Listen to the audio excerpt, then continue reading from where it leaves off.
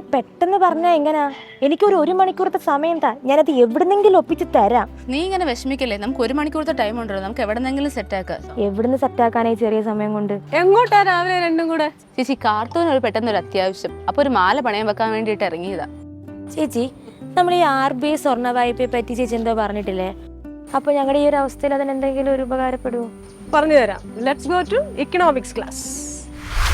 അപ്പോൾ പ്രിയപ്പെട്ട പ്രേക്ഷകരെ, നമ്മുടെ ഡാരിയോയും കാർത്തികയും ചോദിച്ചതുപോലെ നിങ്ങൾക്കും കാണുമല്ലോ പല സംശയങ്ങളും. ഗോൾഡ് ലോൺ എടുക്കാനിരിക്കുന്നവരുടെ ശ്രദ്ധയ്ക്ക്. ആദ്യ സന്തോഷം, ലോൺ ടു വാല്യൂ 75% നിന്ന് 85% കൂടിയതാണ്. 2.5 ലക്ഷം രൂപ വരെ വായ്പ എടുക്കുന്നവർക്കാണ് ഇത് ബാധകമാകുന്നത്. ഇനി അതുകൊണ്ട് നമുക്കെന്താ മെച്ചമെന്നല്ലേ? മുൻപ് 1 ലക്ഷം രൂപ മൂല്യമുള്ള സ്വർണം പണയം വെച്ചാൽ കയ്യിൽ കിട്ടിയിരുന്നത് 75,000 രൂപയായിരുന്നു. ഇനി മുതൽ 85,000 രൂപ കിട്ടും. 10,000 രൂപ കൂടുതൽ. അത്യാവശ്യത്തിന് കൂടുതൽ കാശ് കിട്ടിയാൽ നല്ലതല്ലേ? 2.5 ലക്ഷത്തിന് മുൻപ് 1,87,500 രൂപ കിട്ടിയിരുന്നിടത്ത് 2,12,500 രൂപ കിട്ടും. പെട്ടെന്നൊരു ആവശ്യത്തിന് മറ്റു നൂലാമാലകളില്ലാതെ കൂടുതൽ പണം കിട്ടിയാൽ നല്ലതല്ലേ? 2.5 മുതൽ 5 ലക്ഷം വരെ മൂല്യമുള്ള സ്വർണത്തിന് 80% ലോൺ കിട്ടും. 5 ലക്ഷത്തിന് മുകളിൽ പഴയ 75%.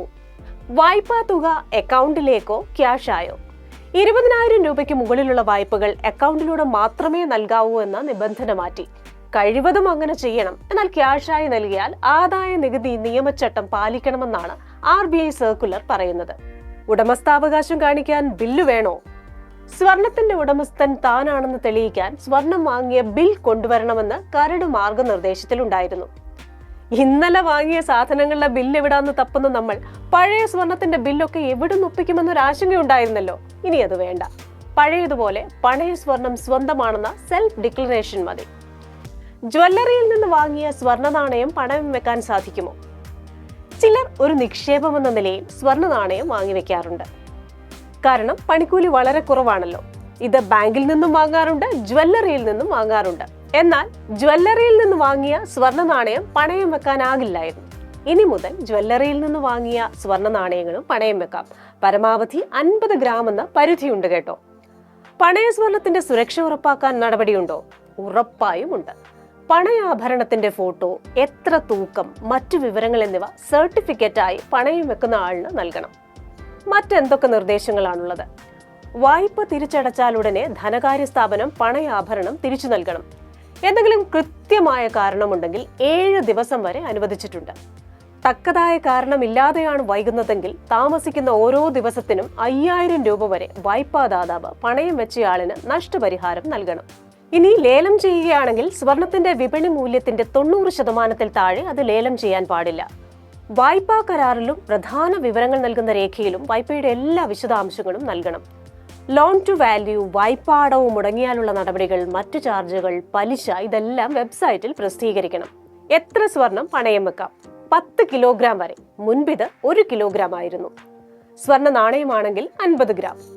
ഹോൾമാർക്കുള്ള ആഭരണങ്ങൾക്ക് മുൻഗണന എന്ന വ്യവസ്ഥ ഒഴിവാക്കിയിട്ടുണ്ട്. ലേലത്തിന് വെച്ചാൽ ഏതെങ്കിലും ഒരു പ്രാദേശിക, ദേശീയ മാധ്യമത്തിൽ ധനകാര്യ സ്ഥാപനം പരസ്യവും നൽകണം. നിക്ഷേപ ആവശ്യങ്ങൾക്കല്ലാതെ എമർജൻസി, വ്യക്തിഗത ആവശ്യങ്ങൾക്കുള്ള വായ്പയുടെ തിരിച്ചടവ് കാലയളവ് 1 വർഷമാണ്. പലിശ അടച്ചാൽ പണയം പുതുക്കാം. സ്ഥിരമായി പണയം വെക്കുന്നയാളുടെ മേൽ ഒരു കണ്ണു വേണമെന്നും സർക്കുലർ പറയുന്നു. വല്ല കള്ളപ്പണ ഇടപാടോ മറ്റോ ആണെങ്കിൽ പിന്നീട് പുലിവാല് പിടിക്കണ്ടല്ലോ.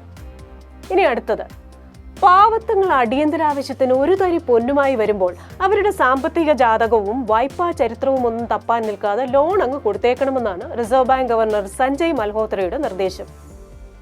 ചെറിയ തുകകൾക്കായി വരുന്നവർക്കാണ് ഈ നിർദ്ദേശം ബാധകമാകുക.